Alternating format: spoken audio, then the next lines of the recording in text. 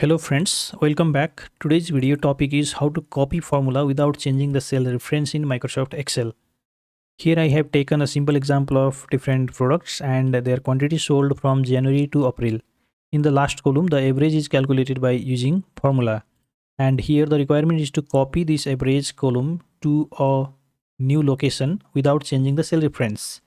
If I do here direct copy paste, for example, let me copy the products, keep it over here.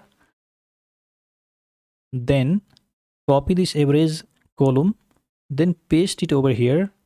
Here you can see the formula produced error. If you double click on the formula, here you can see the range is taken from column H to column K. Let's see how we can copy formula without changing the cell reference. First of all, select the range where there is formula. Press Ctrl plus H in the keyboard, which opens Find and Replace dialog box. Here in the Find What, put equal to, and in the Replace With, put Has symbol. Now click on Replace All. Click on OK, close. Here you see the equal to symbol is replaced with Has symbol. This simply converts the formula into text. Now you can select and copy these formulas, then paste it here in new location. After pasting, now you have to change this Has symbol to equal to symbol again. For that, select the range, press Ctrl H.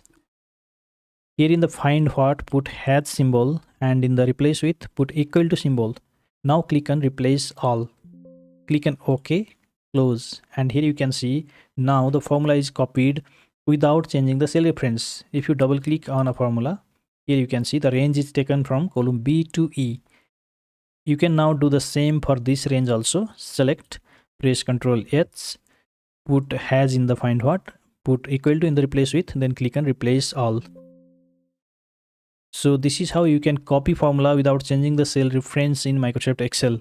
Thank you very much for watching. If you are visiting this channel for the first time, I request you to subscribe the channel and also turn on notification to get new video updates.